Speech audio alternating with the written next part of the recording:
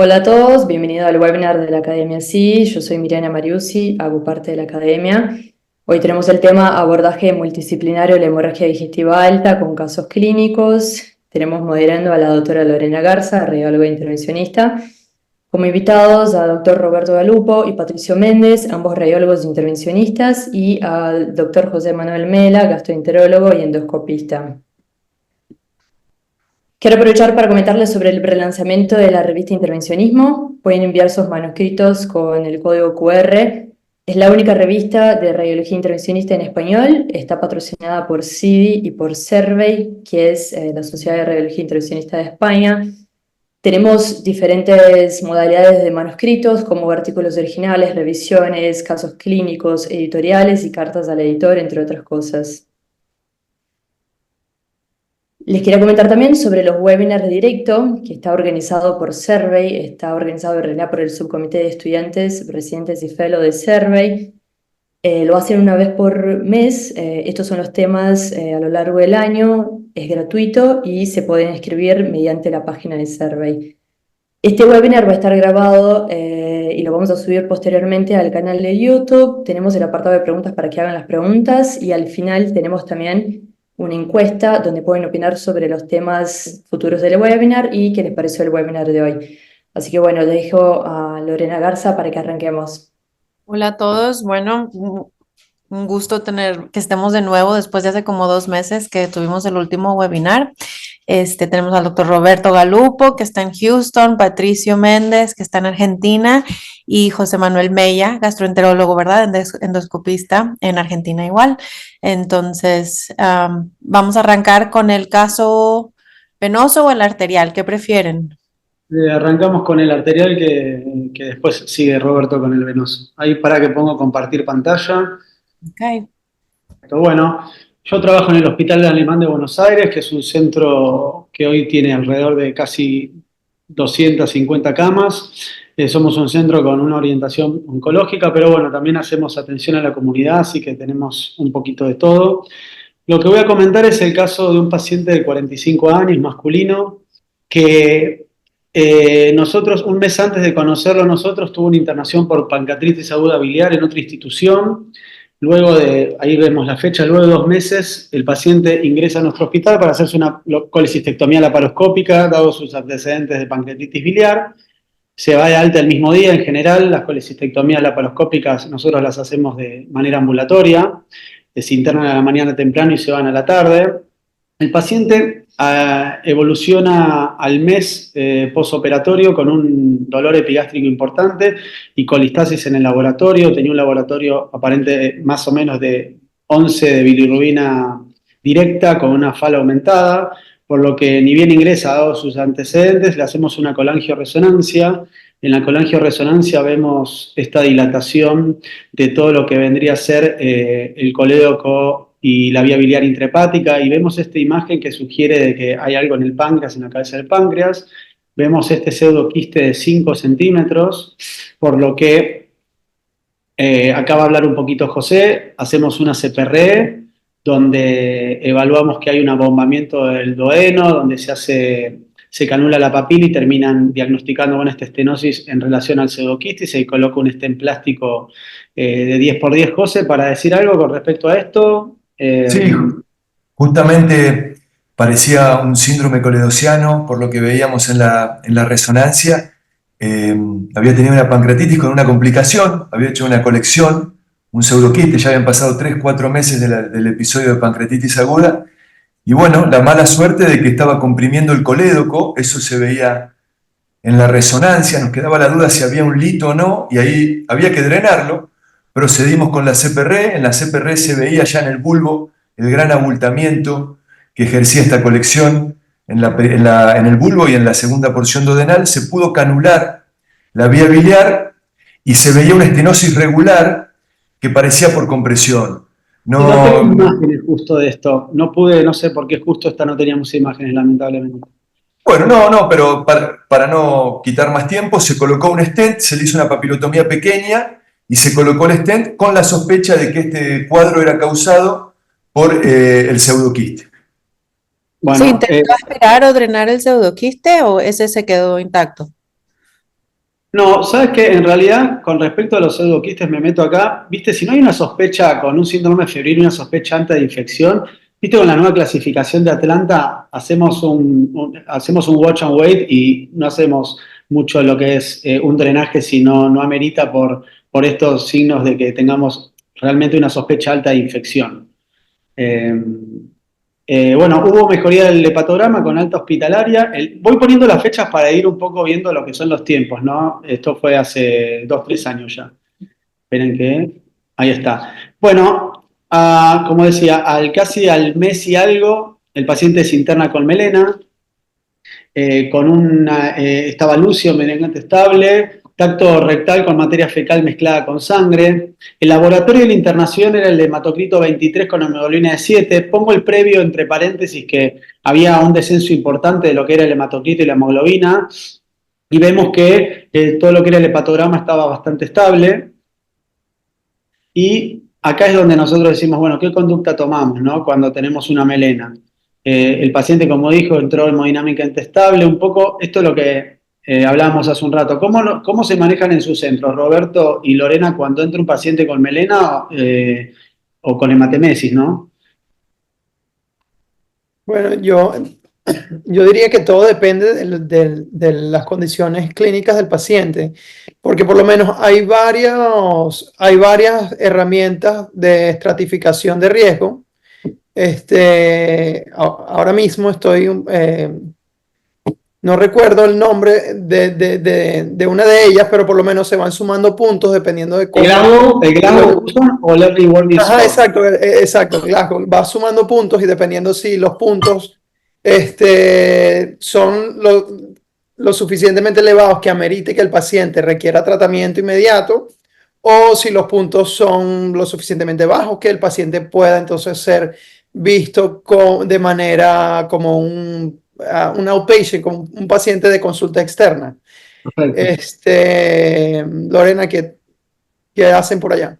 Bueno, a diferencia de Roberto, yo estoy en un área un poco más rural, Albacurque no tiene tantos doctores y no tenemos gastroenterólogos, tenemos muy pocos gastroenterólogos. Y lo bonito de radiología es que, pues, igual no tenemos radiólogos, no hay tanto doctor radiólogo tampoco, pero todo se lee remotamente. Entonces, en el hospital donde yo trabajo, llega un paciente con melena, sea esté agudo, no esté agudo, o hematemesis, va directo a CTA, angiografía computarizada. Okay, Porque bueno. no hay, exacto, porque aunque esté estable o no, el gastroenterólogo, hay un gastroenterólogo, él está ocupado, está cubriendo 3 hospitales, entonces en lo que sí se espera, que si viene y lo ve, la mayoría de los pacientes van directo a CAT scan, angiografía CTA. No, pero es importante, ¿no? Porque hablábamos antes de las guías, que básicamente lo que hablábamos, y un poco para lo que es el webinar, paciente que viene estable, capaz no hay que reanimarlo, pero si entra inestable hay que hacer una buena reanimación con 2 vías gruesas, reanimarlo bien y después tomar decisiones. José, vos como un poquito cuando entra al hospital una hematemesis, una melena, ¿no? Y te llaman. ¿Vos qué 2 o 3 cosas que necesitas del emergentólogo?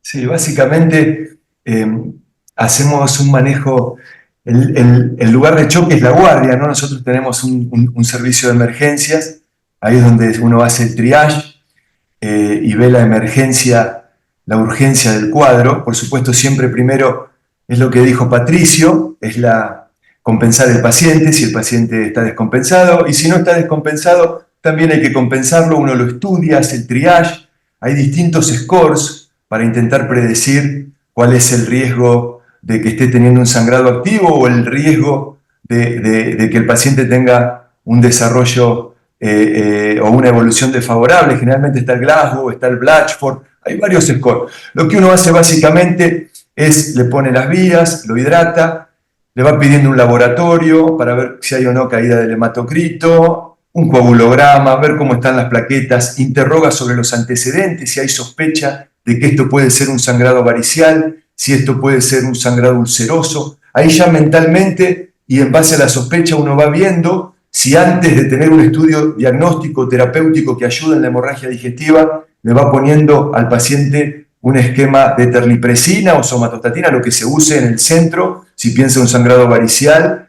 o si va pensando ya en ponerle omeprazol, que es un gesto noble para encaminar cualquier hemorragia digestiva que sea por causa ulcerosa. Nosotros en el hospital contamos con un servicio de endoscopía que tiene una apertura 24 horas, los 7 días de la semana, así que priorizamos antes de las 24 horas, en base a la urgencia, si está el paciente en ayuno, poder usar una endoscopía para hacer el diagnóstico y ahí ya abrir el paraguas. Si realmente esto es un cuadro ulceroso, un cuadro varicial, qué tipo de úlcera tiene, cómo vamos a tratar al paciente, y eso también permite una alta temprana o una internación y un tratamiento oportuno.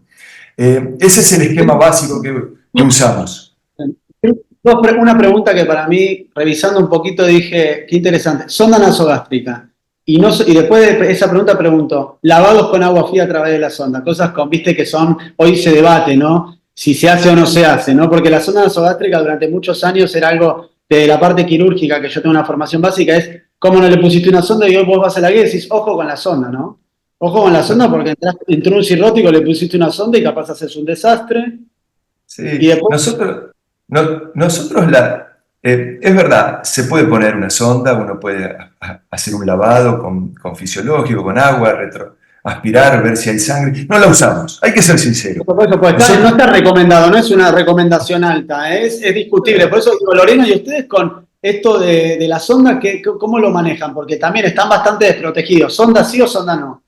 No, acá los urgenciólogos no, o sea, acá en Estados Unidos se ha vuelto una cultura de yo solamente, en urgencias, ellos solamente ven al paciente, este es el problema, tráete este doctor, tráete el otro doctor, o sea, no son hands-on, no hacen, lo que es algo tan simple, poner una sonda nasogástrica, no lo hacen. O sea, si es un paciente que viene obstruido, tal vez, pero un paciente con hemorragia, lo primero que quieren es sacarlo de la urgencia y que se vaya a endoscopía, que se vaya a intervencionismo, que se vaya al CAT scan, pero sácalo de la urgencia. Entonces, es bastante triste lo que pasa acá en Estados Unidos, pero no es común que le pongan sonda nasogástrica.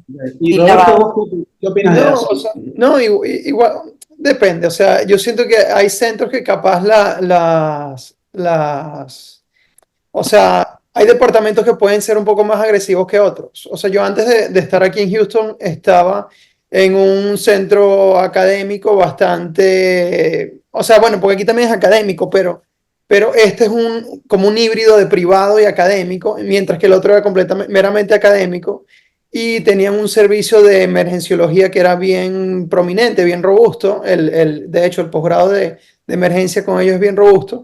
Y entonces, de hecho, ellos estaban tratando de hacer point of care ultrasound, estaban tratando de hacer muchas cosas que quizás a ellos no les correspondía hacer, pero como, o sea, creo que está pasando con todas las especialidades en realidad. Pero por lo menos la mayoría de los pacientes ya a la hora de que llegan a nosotros venían todos con su sonda nasogástrica. Ok, bien. Bueno, seguimos así. Acá muestro un poco imagen de endoscopía. Acá, José, te puse la primera, que es cuando entran al estómago, y ya te pongo las otras imágenes. No sé si querés ir a... Sí, no, lo que sospechábamos en este paciente que había venido con epigastralgia, que probablemente haya usado antiinflamatorios, sospechábamos que podía ser una patología ulcerosa. Habíamos hecho la CPR casi 15 días antes, estaba la posibilidad también de un sangrado post-papilotomía, era bastante remoto, ya casi 2 semanas, pero bueno, todo es posible. Así que entramos pensando, no teníamos ningún antecedente de que sea cirrótico como para pensar en un sangrado varicial. Tendría que tener mucha mala suerte para haber hecho con la pancreatitis una trombosis venosa y bueno, y haber hecho todo un síndrome de hipertensión portal. Pero pensábamos en una causa ulcerosa. En el estómago, en la endoscopía, no le vimos nada. En el esófago no le vimos nada. En el estómago no le vimos nada. Y empezaba a salir ese coágulo por el píloro. Ahí lo que estamos viendo es el pliegue angular. Sobre arriba se ve el fondo y hacia abajo está el píloro. Todo ese coágulo, todo venía desde el píloro. Ahí lo que hicimos con el gastroscopio fue progresar por el píloro. No sé si tenés otra foto, Pato. Ahí esta es la del coágulo, y después acá tenemos como y ahí, cuando uno pasaba con el endoscopio de visión frontal, se veía que el origen del coágulo estaba alrededor del stent biliar. No quedaba muy claro de dónde venía, ¿no es cierto? pensábamos que... Hoy te hice esta pregunta. Coágulo que ves, por lo que veía en las guías, hay que removerlo y ver qué pasa. No es una cosa, a menos que no tenga fibrina, la indicación endoscópica es un coágulo sin fibrina, un coágulo así bastante agudo, lo remueven para ver qué está pasando y ver si hay que hacer algo, ¿no? Sí, eso es lo que dicen los libros y lo que recomiendan hacer. ¿Por qué uno intenta o dicen de hacer remover el coágulo? Para ver qué está pasando abajo. Muchas veces para el que está recién iniciándose y va y le toca hacer guardias de endoscopía y entra en una endoscopía en un paciente que tuvo melena y encuentra un coágulo, y si no tiene los elementos como para resolver lo que está abajo del coágulo, el coágulo ya es un tapón homeostático, digamos, el propio cuerpo te está parando el sangrado. Por ahí muchos lo que hacen es esclerosar alrededor del coágulo, si piensan que ahí está el coágulo, no que el coágulo se haya movido y está en otra zona. Y con eso se asegura el tratamiento y después lo reevalúan. Pero lo correcto, si uno está en un centro que tiene todos los elementos como para encarar un sangrado digestivo, es intentar donde uno piensa que está el coágulo y ver qué está pasando, si hay un vaso visible, si hay un sangrado en napa, si es una úlcera, si es un de la foie. Acá la sospecha era que todo el coágulo se originaba alrededor del stent. Y la pregunta era, ¿es un sangrado post-papilotomía después de tanto tiempo? ¿O es un paciente que está teniendo una hemovilia? Bien, seguimos. Me encanta. Muy bien, José. Excelente. Bueno, luego la B, internación en terapia intensiva. Descompensación hemodinámica no salió, descompensado. Llega a la terapia y se descompensa. Nuevo laboratorio sigue bajando el hematocrito y la hemoglobina. Había entrado con 23 y 7. Así que, ¿qué hacemos ahora? Que era un poco lo que discutimos. ¿Qué se hace en cada centro? Vamos así rápido. Roberto, Lorena y José. Yo creo que es el momento de una tomografía con contraste, un angiotac, creo que le dicen en español. Sí, no, angiotac. José. Sí, esto me parece que es lo que sigue, a ver qué está pasando. Si No, hubiese sido... porque acá es donde yo quiero meter. ¿Y el second look endoscópico? Bueno, ahí está el tema. Esto era una endoscopía con un visión frontal, con un endoscopio se veía que era un endoscopio de visión frontal. Por ahí uno puede hacer una duodenoscopía, un endoscopio de visión lateral y ver bien la papila, porque si esto era un sangrado post-papilotomía, la angiotomografía, entiendo que estemos en una reunión de radiólogos, está muy bien, pero si esto es un sangrado post-papilotomía hay que hacerle la esclerosis. Bueno, pero por eso te estoy preguntando, no me toques por eso quiero tu opinión. Bueno, vos acá le harías un second look.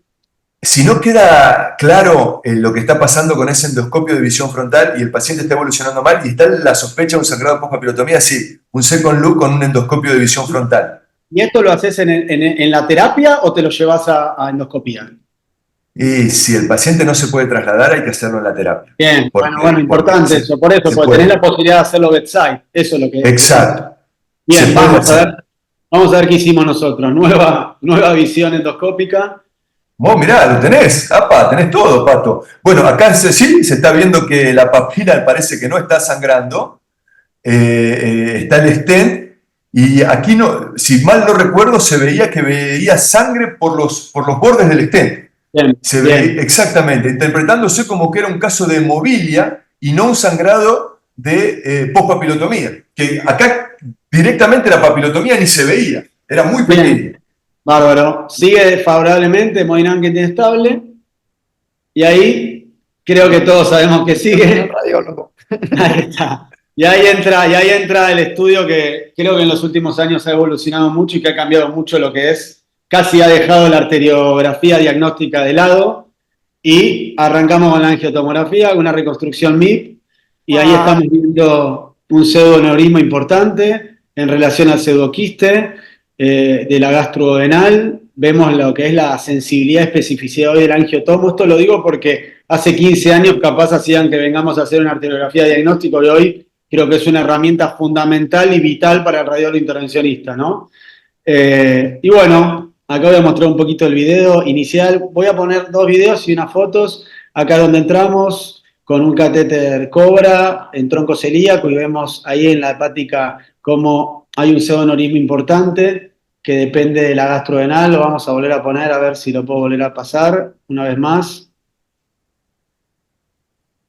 Bueno, y muestro un poquito lo que, obviamente, uno ya entrando con la angiotomografía, entramos preparados para la guerra.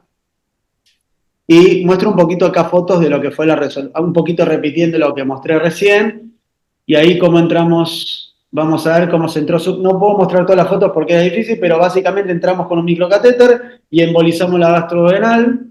Y cuando mostramos la imagen, vemos que está el sangrado resuelto. Y acá le hago la pregunta a Lorena y a Roberto, falta una diapositiva. ¿Están conformes con esto? ¿Se van o siguen estudiándolo?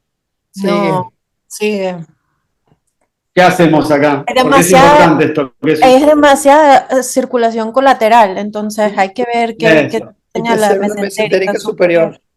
Hermoso, me encantó. Y ahí estamos, mostrando la mesentérica y viendo que el backdoor está cubierto. Nos quedamos tranquilos. Paciente que evoluciona luego. Acá, bueno, perdón, voy a mostrar un poquitito lo que era la mesentérica para que veamos un poco el dinamismo. Fundamental lo que acabamos de decir, bueno, José, un poco lo que charlaba con vos, lo que es la patología gastrointestinal, que tiene muchas puertas de reentrada, y como dijeron los dos, que son dos radiólogos muy bien formados, no me voy a ir antes sin ver la mesentérica superior, y el paciente evoluciona favorablemente y se da de alta hospitalaria 7 días post procedimiento. Así que, bueno, es un poquito el caso. Eh, Miri, ¿querés volver a poner un poquito y seguimos? O Roberto, ¿querés compartir vos pantalla y seguimos con tu caso? ¿O queremos decir algo final después de esto? A ver qué opinan. Creo que fue Bueno, bastante claro, ¿no? No hay sí, preguntas, no he hecho nadie preguntas, pero para recordarle a la audiencia, si gustan hacer preguntas, se pueden hacer preguntas, escribirlas en la caja de preguntas y respuestas. bueno, uno de los casos el segundo caso que te había comentado, es un caso muy parecido, una paciente con un sangrado de la gastrodenal, pero la paciente tiene un síndrome de ligamento arcuado, o sea, tiene la celíaca está estenosada o está ocluida. ¿Qué hacen en ese caso? ¿Cómo de vuelta? Perdón, Roberto, Ya déjame compartir pantalla. O sea, Ajá. vamos a saltar a la parte venosa, pero déjame hacer hincapié rapidito en este otro caso, solo para escuchar las opiniones de ustedes, Dale, para dale, ver, dale.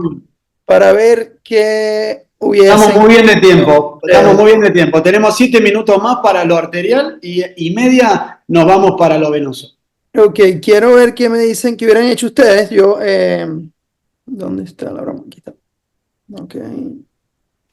Lo otro de la gastroduodenal, creo que de todo lo que embolizamos es un área muy fácil de embolizar, que aún muchas veces pasa que es por úlceras duodenales, ¿verdad? Que los gastroenterólogos ven la úlcera sangrando, lo controlan, no lo controlan, poquito control, sigue sangrando, la angiotac es negativa, medicina nuclear es negativa, entonces casos así me tocan bastante acá donde estoy en Albuquerque. Y aunque no hay confirmación por radiografía que está sangrando, uno saca la emboliza, la gastroduodenal, aunque no haya evidencia. Nosotros hemos tenido que convencer a algunos cirujanos de que no había problema en embolizar la gastrodenal. Discusiones, viste, que vos decís, no puedo creer que me estén discutiendo esto, pero que no embolicen la gastrodenal porque, bueno, es una embolización segura que no va a terminar comprometiendo la vascularización, ¿no? Con lo nutrido que está todo lo que es el duodeno. A ver, decinos, Roberto, ¿qué es lo que nos querías mostrar? Ok, entonces, bueno, me llama el fellow a las 2 de la mañana.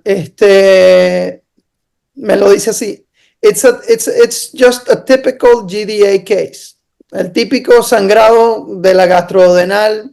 Y yo, bueno, ya él estaba como en sus segundos 6 meses de fellowship. Y yo, mira, yo ni me molesté en revisar nada. Yo le dije, y él es muy bueno. Y yo le dije, avísame cuando ya esté listo y yo me voy para allá. Entonces resulta paciente femenina, 86 años, con historia de sangrado gastrointestinal previo. La encontraron en el suelo, hipotensa, la resucitaron. Y de hecho, mira, la hemoglobina inicial era 3.9. O sea, entonces la llevaron directo para resucitación y de una la mandaron a hacerle su angiotac. Okay. En la angiotac había sangrado activo, había un pseudoaneurisma para ver, había sangrado activo y un pseudoaneurisma aquí Es el páncreas. en la gastrodenal. Y claro, entonces están preparando al paciente, el felo de verdad, él es bastante avanzado. Yo ni pensaba entrar. Y cuando yo me pongo a revisar la tomografía, ahí afuera en la sala de control, veo que, yo digo, ella va, pero la celíaca no No tiene origen. tiene origen. Hay una truncation de la celíaca que yo digo, y bueno, hay aterosclerosis, pero quizás sea un ligamento, ¿cómo se dice en español eso? Arcuato, ligamento Ajá, arcuato. exacto. Entonces yo le digo, Andrew, te pillaste la celíaca, ¿no? Entonces él, ¿qué? ¿La viste? Y él, no, para ver. Y entonces ahí fue la pregunta es porque, o sea, la enseñanza tradicional es que, ¿sabes? No se toca.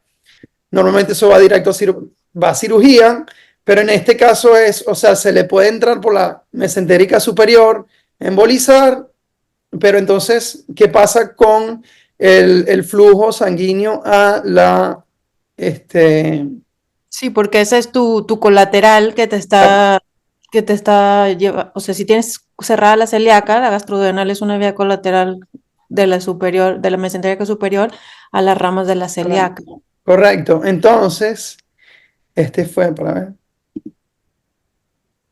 pasa que no sé cómo ponerlo más lento, pero bueno, esta es la inyección de la Ajá. mesentérica superior y ya ahí vemos que hay sangrado activo. Y en ese momento, claro, la paciente la están transfundiendo, está con vasopresores, todo esto está pasando y vemos que, o sea, el sangrado es bastante prominente Sí, y vemos que a medida que va pasando la inyección, vemos que el contraste sube a la hepática y va a la esplénica. Entonces en ese momento yo pensé, bueno, quizás hay que cerrar esto y ya, por la premura de que hay que intervenir, ya que la paciente está bastante delicada. Pero entonces, por otro lado, yo digo, bueno, pero ¿y si la tratamos de entrar por la celíaca? Porque mi miedo es, o sea, ok, le paramos el sangrado, pero después la paciente se va a complicar con o isquemia hepática o esplénica. Y entonces en ese momento nos pusimos a tratar de recanalizar la celíaca. Afortunadamente, sabes, como que en una de esas el catéter entró y pude entrar a la hepática común y cuando hacemos esta inyección ves que hay el flujo, de hecho, preferencialmente va hacia el hígado porque hay como el flujo viene de la mesentérica superior. No sé si se ve se ve la flecha aquí. Se ve el clicker, el mouse. Se ¿o ve no? perfecto. Ajá, entonces el flujo viene de la mesentérica superior y entonces no se va a pacificar. Y entonces en ese momento nada, le pusimos un stent. Y después que le hicimos el stent, claro, ya en ese momento dijimos, nada, vamos a meterle pega bueno, le pusimos fue Onyx. Vamos a ponerle Onyx porque necesitamos, no nos podemos poner a estar lanzando coils porque de verdad que ya la paciente está bastante crítica. De hecho, esta es la inyección después de que de que pusimos el stent y verán que todavía hay extravasación activa y es bastante prominente. Ahí está. Déjalo que corra, ¿eh? Wow. Por eso fue que yo digo, bueno, no, vamos a... No, yo creo que la verdad, Roberto, caso excelente. Yo capaz, cuando hay vida o muerte, yo creo que hubiera tratado primero el sangrado y después ir a recanalizar, porque vos suponete que después no suponete que ¿cuánto estuviste para recanalizarlo? ¿Rápido fue? ¿Cuánto tiempo estuvo el sangrado? Afortunadamente fue rápido. Habrá sido, no sé, como... Porque te digo, yo creo que no hay muchas opciones que haberla. Suponete que no puedes recanalizar. Acá ya estás en una situación de Porque vida por o lo menos, ¿qué muerte. pasó? Cuando vimos lo de la tomografía, en vez de acceder con por lo menos un sheet 5 French, de una vez le metimos un 8 French. Claro. Porque pensando en que quizás nos iba a tocar eso. Entonces, Ahora por lo menos, ahí ahorramos cierto tiempo porque, ¿sabes? No tuvimos que hacer los intercambios. Pero es verdad, yo a veces, hoy en día me pregunto, quizás esto hubiese hecho la diferencia, no sé. O sea, la paciente terminó falleciendo como a la semana de otras complicaciones. Pero claro, me hago la pregunta si quizás se hubiese hecho la embolización previa, y por eso me hubiese encantado también haber escuchado a Héctor, a ver qué opinaba él. Pero, ¿sabes qué? Yo ahora diciendo, mira, yo creo que no me hubiera preocupado tanto por el flujo esplénico y hepático, porque el flujo hepático hubieras tenido capaz un absceso hepático porque estamos necrosando la vía biliar al tapar la arteria, pero muchas veces tenés lesiones quirúrgicas de vía biliar que evolucionan de una manera que se van canalizando con el tiempo. Creo que con el diario del lunes, estar a la madrugada, paciente así, vos tenés además el recurso de poder poner un stent en el momento del tamaño que vos querés, que eso no se puede hacer en cualquier lugar de Latinoamérica, por ejemplo. Creo que tal vez, si vos me decís lo que yo pienso, creo que haber frenado primero el sangrado capaz le hubiera generado un mejor impacto en lo que es la sobrevida después y después tratar de recanalizar el tronco de otra manera. Pero bueno, yo lo estamos hablando tomándome el mate, ¿entendés? Es muy Perspectiva. fácil hablar. Sí, no, es por eso yo quería como que traer este caso, porque de verdad era así Yo como creo que... que me hubiera concentrado más en el sangrado primero y después en la recanalización. Porque no sé cuánto te llegó a recanalizarlo, porque estás recanalizando un tronco celíaco de cuánto tiempo, ¿no? Es difícil lo que hiciste, es muy Sí, difícil. no, o sea, afortunadamente fue bastante rápido, de verdad. Porque si no, eso fue lo que yo le dije a Andrew. Le dije, Andrew, ¿sabes? Vamos a intentar rapidito. Si no, ¿sabes? Si perdemos más de 10 minutos tratando de entrarle, nos vamos a la mesentérica y embolizamos. Pero afortunadamente entró, porque por eso yo creo que no era completamente oclusivo, sino que tenía o sea, la arteria quizás estaba patente, pero la compresión es bastante severa y por eso no, en la tomografía se veía así, no sé. Porque se ve el tronco cuando en la inyección de la mesentérica superior se ve que llega y creo que hay un poquito de flujo hacia la aorta. Ok. Pero bueno, en fin, también este caso me sirvió para... a mí me gusta mucho usar Pega. embolizantes líquidos, Pega, Onyx, porque por lo menos yo en Cincinnati Children's hicimos muchas malformaciones vasculares y usamos bastante, muchos embolizantes líquidos. Y entonces, ¿sabes? Me sentía con bastante comodidad usando esto, pero por lo menos este caso me hizo darme cuenta que siempre es delicado usar embolizantes líquidos. Claro, al final el propósito se hizo. La gastroduodenal la pudimos embolizar.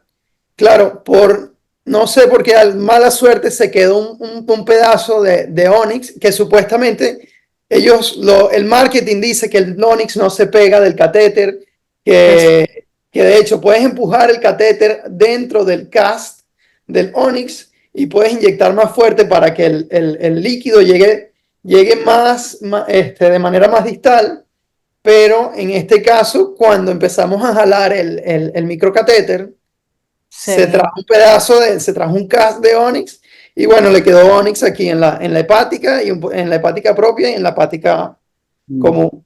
Claro, además del espasmo y todo eso, al final, claro, no hizo trombosis de la hepática ni nada, pero nada más creo que como advertencia a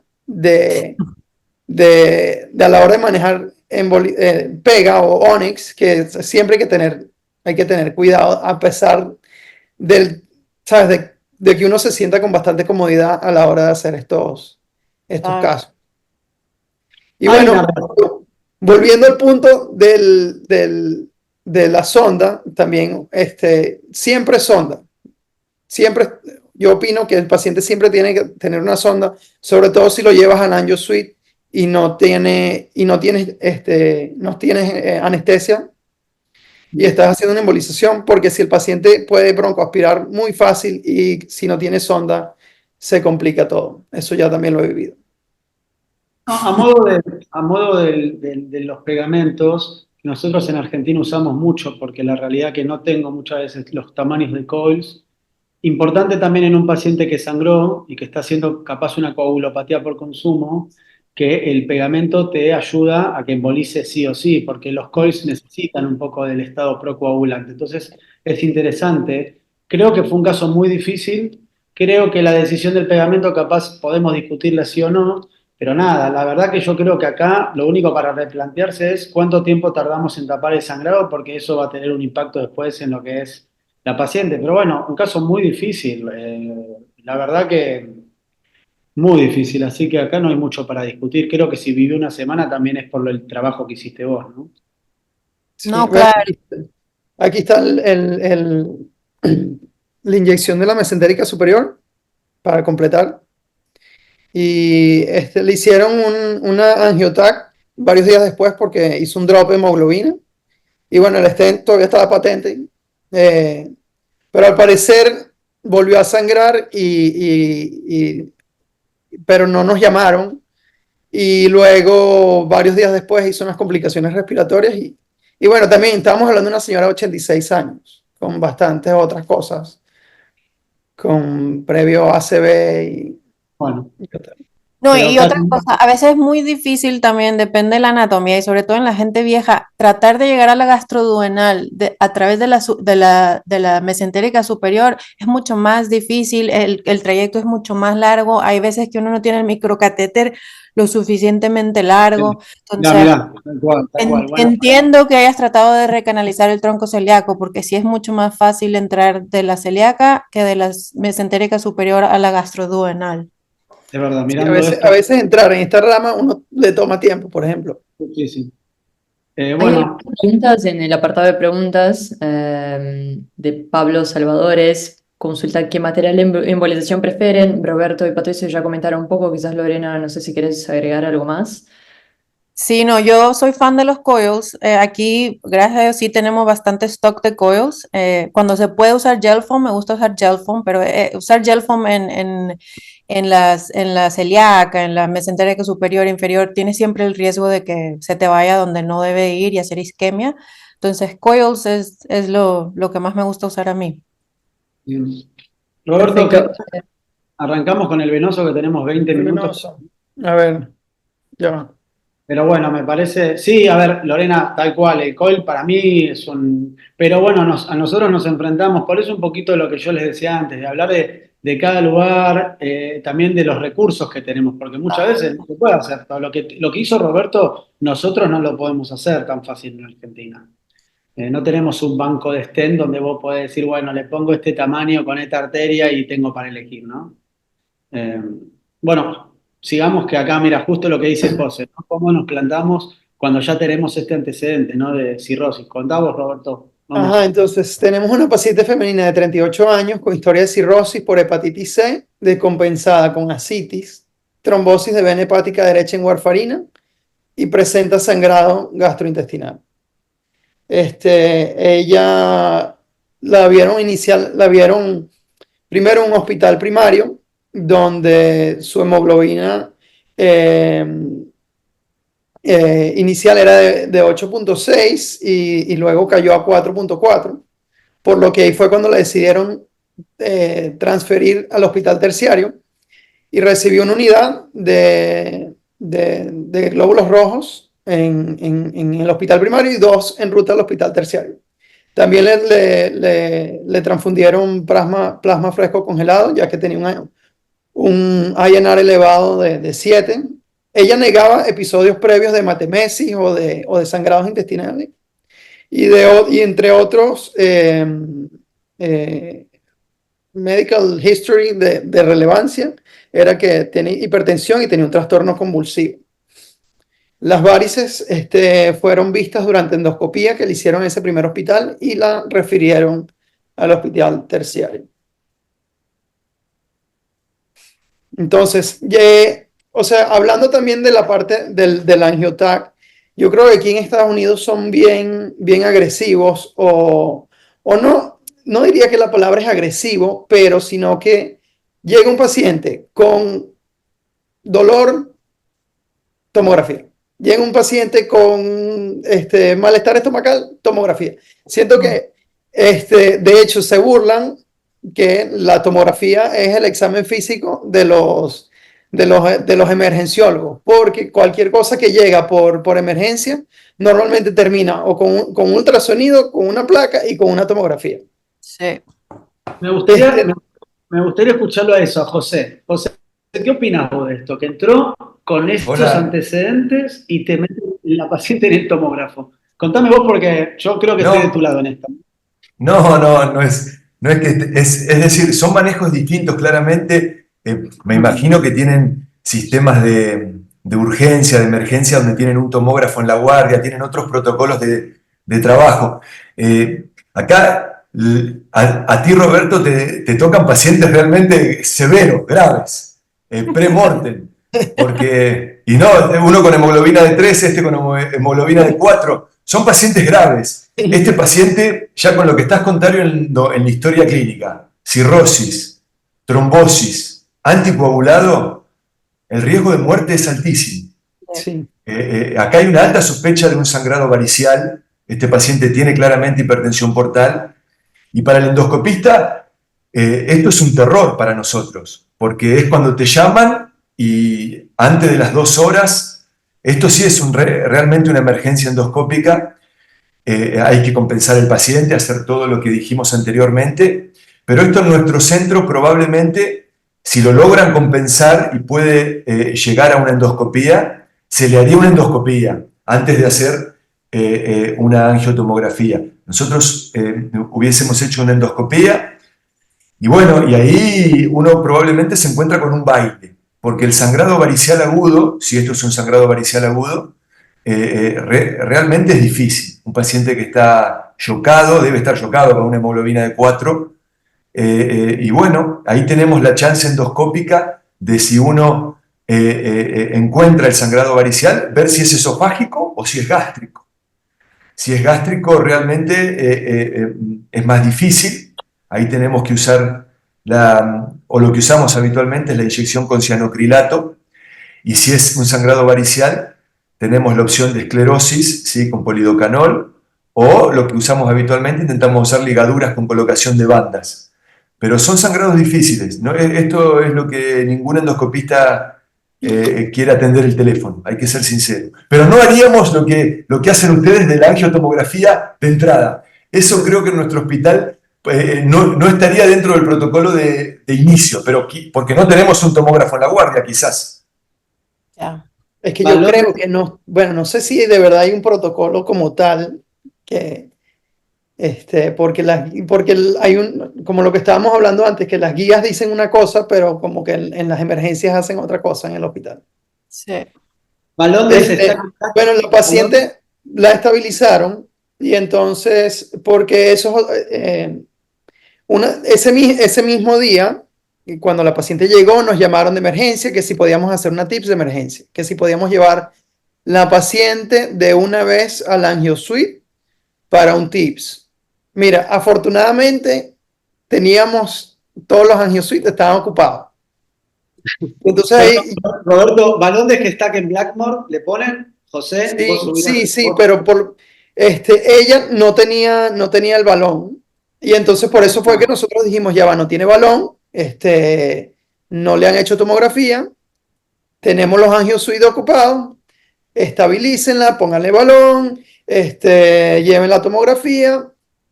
Y bueno, afortunadamente la estabilizaron, de hecho la llevaron a ICU, el sangrado paró, y entonces no tuvimos que intervenir inmediatamente.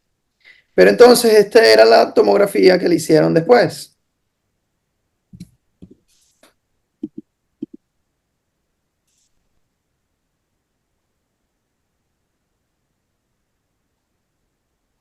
Que hasta le dieron contraste oral, no sé por qué le dieron contraste oral.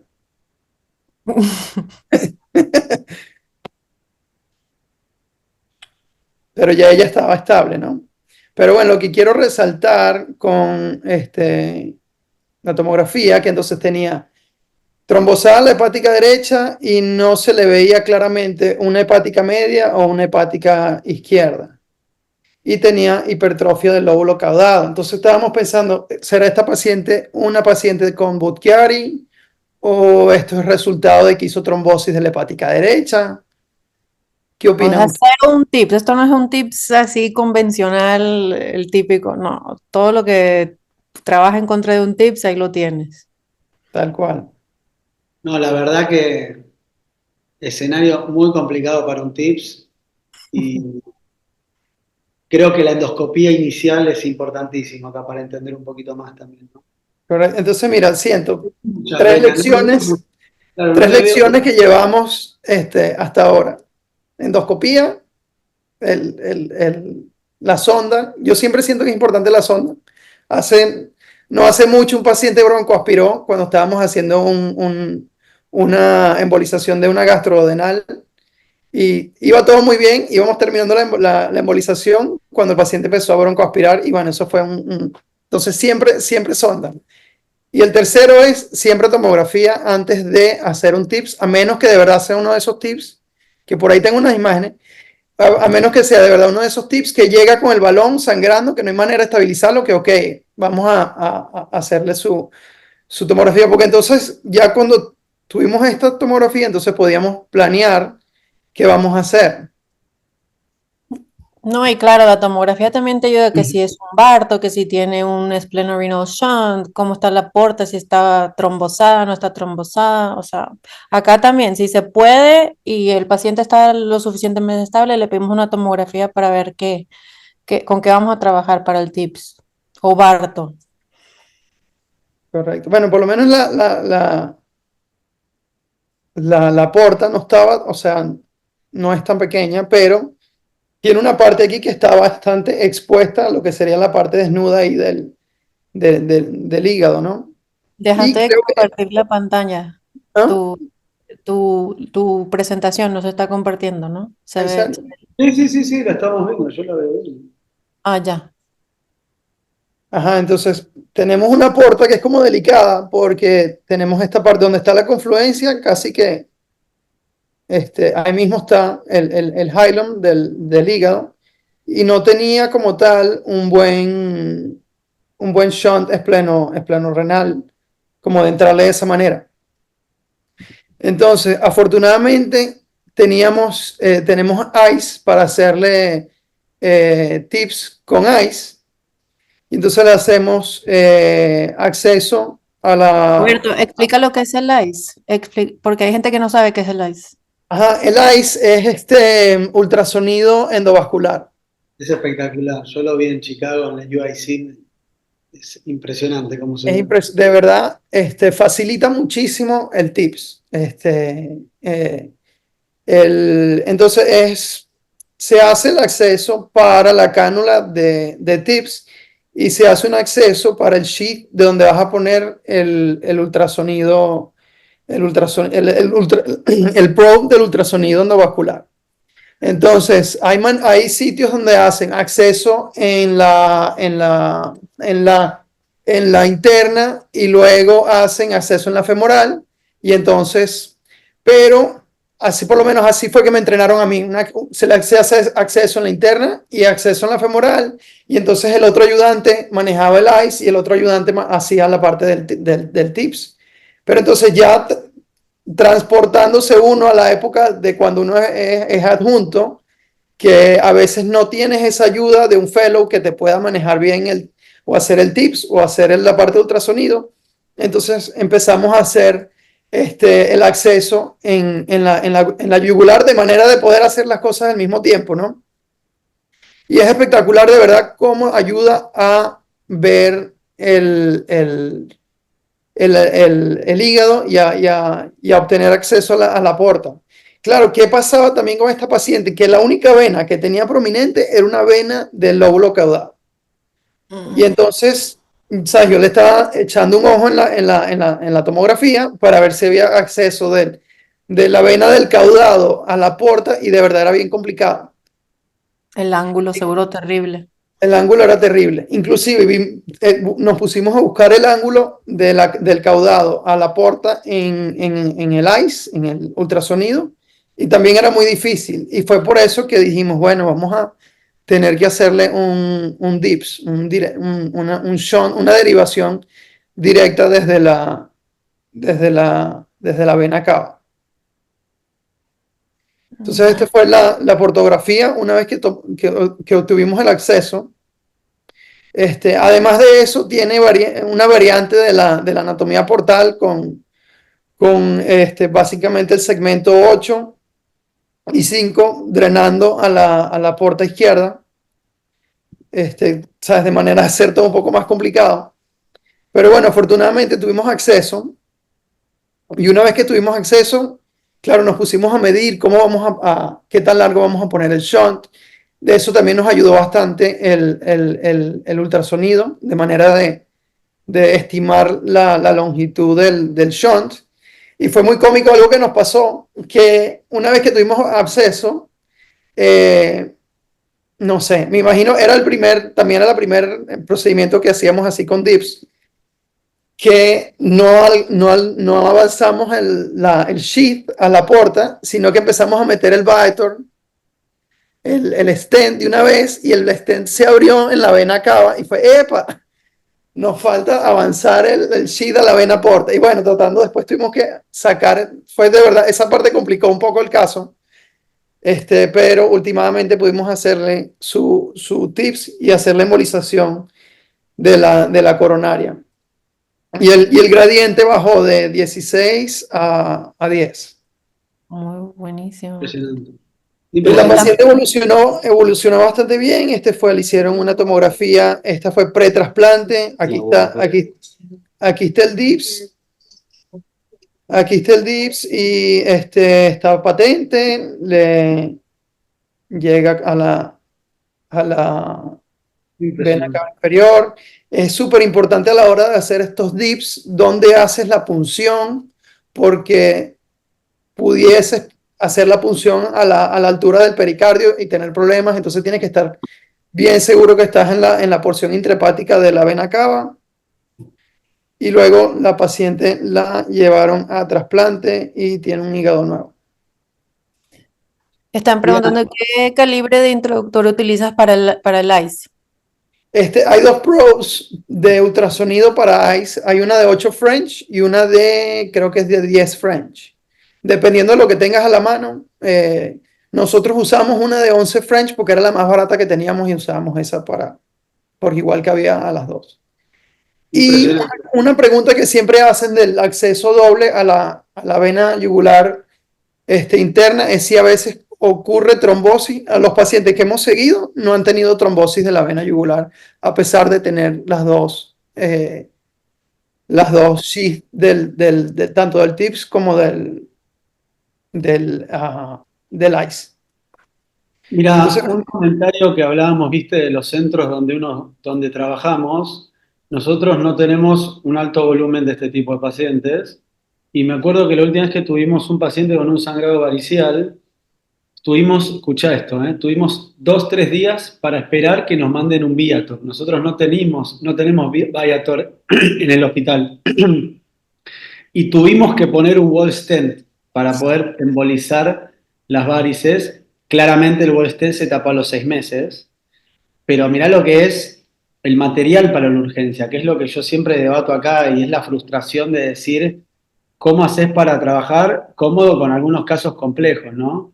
Y a vos te digo, José, algo que te escuché decir, que muchas veces yo critico a los endoscopistas, y no puntualmente a vos, en la falta de conocimiento algunas veces de la hemodinamia venosa, porque vos decís, nosotros pinchamos y metemos cianocrilato, y has tenido embolizaciones, viste, a pulmón, ¿no? Con lo que es el flujo, mirá lo que es esto, ¿no? Mirá lo que es pinchar directamente con el econdoscopio y hacer el intento y el gesto, que hay que hacerlo, no lo estoy criticando, pero digo, mirá con lo que te podés enfrentar. Pero cuando te veo estos casos, Roberto, que me parece un caso, no bueno, impresionante lo que acabas de mostrar, y veo los materiales nuestros y digo, ¿qué hago yo si me pasa esto, no? porque no tener el Viator y no tenemos la autorización de las obras sociales que te lo mandan y no te lo mandan y no te lo mandan y no te lo mandan y te tenés que poner a hacer esto con un externo recubierto. Que obviamente que hay que hacerlo y le salvás la vida al paciente, pero sabés que es un problema para después, ¿no? Que se va a tapar. Claro, por lo menos una de las críticas que me hacían los seniors adjuntos, donde yo empecé a trabajar en la Universidad de Kentucky, era como que nosotros no necesitamos iVoox. ¿Por qué usar iVoox? Que no sé qué, ¿sabes? Haciendo, y es verdad, uno puede hacer su portografía portal con CO2 y bellísima, espectacular. Y haces acceso a la vena porta guiada con la portografía con CO2. CO2. Pero, bueno, ya han habido bastantes estudios que de verdad demuestran que esto sí te facilita, disminuye el tiempo de procedimiento, disminuye la radiación, disminuye, disminuye las punciones. El que te hizo esa crítica, perdón, pero Roberto, estamos hablando de el futuro de la radiología intervencionista versus a seguir tratando de hacer cosas de la vieja escuela. Esto, no, el que te criticó esto, bueno. No, bueno, pero es que no, ya va, hay gente de la vieja escuela que te lanza el DIPS con CO2 y sin iBus y te lo hacen igual. Perfecto, no digo que no, pero me parece que usaste, creo que es un caso muy difícil y usaste todas las herramientas del siglo XXI para poder resolverlo. Sí. Y ven acá que lo que yo siempre le digo a los residentes y a los fellows es que lo mejor es, si siempre usas ICE en los casos fáciles, cuando llegue el caso difícil, se te hace fácil. Pero si nada más usas ICE en el caso difícil, entonces, porque la curva de aprendizaje de verdad que es bien Para exponencial, sí. Y hablando de otros casos sí, mira, esta interesantes. pregunta está. Ajá. Creo que esta es buena pregunta porque no, todo depende. Dice, ¿merece la pena embolizar las varices si el tips es correcto? Porque la verdad yo no siempre embolizo las varices. Si el tips queda bien, hay veces que sí las embolizo, hay veces que no. Entonces, ¿cómo tú te guías cuando sí embolizas varices y cuando no, cuando el tips queda perfecto? Ya va. Puedes volver. Es que me puse a leer las preguntas buscando la que estabas leyendo. Lorena, Sí. es una buena pregunta. Y yo escuché, no, obviamente, esto es una pregunta que yo hago muchas veces, porque Matthew Johnson de Indianapolis dice que él no emboliza después del tip si no se visualiza la varice, ¿no? Pero yo creo que, por lo menos, digo, si vos entrás con un sangrado tan importante, una paciente que llegó con hemoglobina de 3, el gesto de embolizar me parece que es algo que no, yo no lo discutiría en un caso tan importante. Capaz sí lo discutiría en un paciente que se está haciendo el TIPS por asitis refractaria y que vos decís, ¿para qué le voy a embolizar si no la veo más? Pero en este caso yo creo que no está, la embolización es algo que hasta diría mandatorio, ¿no? Pero bueno, esa es mi humilde opinión. No sé qué opinás vos, Roberto. Sí, no, yo opino igual que si ves la varice deberías ir a buscar porque entonces tienes pones también en riesgo a que se puedas tener trombosis del TIPS porque tienes flujo que compite con el stent. Entonces yo creo que si la varice es prominente, es mejor embolizarla. Claro, Bien. si es un paciente que vino con que vino con un sangrado y el sangrado no fue tan crítico como el que puede haber tenido un paciente, quizás nada más haces el TIPS y lo puedes traer en otro momento para embolizar, porque también puede tomar tiempo, ¿no? Haciendo estos casos. Pero yo creo que si la varice es grande, es mejor Sí, 100%. algo hacer, así sea, no sé, un coil, algo. No Sí. tiene que llegar a estasis, pero algo ayuda, creo yo.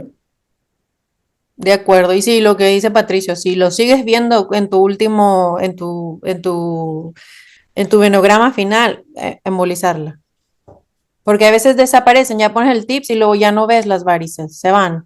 Pero cuando siguen ahí y son bastante grandes, sí las Lorena, embolizan. te pregunto a vos esto, con esta paciente que entró con este nivel de sangrado, si aunque no lo hubieras visto más la varice, ¿no se le embolizarías igual? Este caso puntual.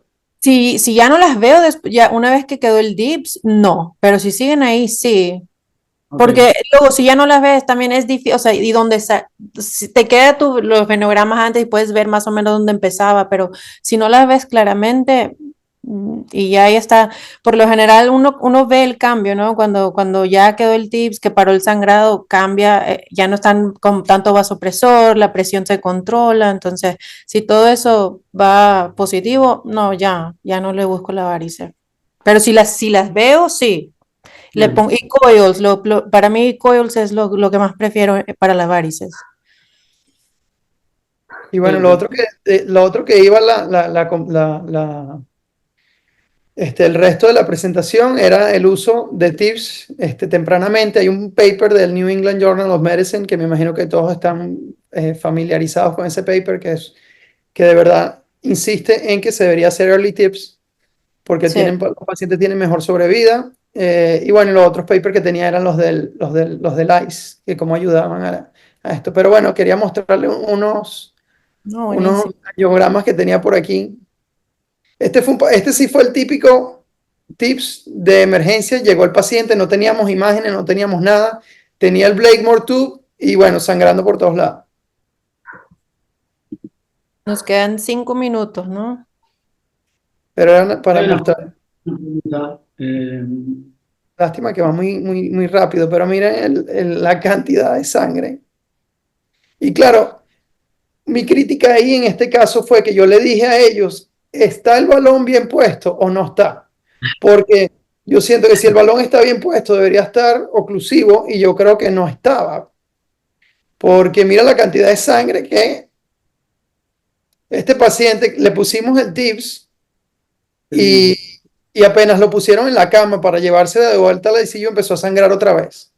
Entonces dijeron, vamos a hacerle otro, por ahí tengo el caso.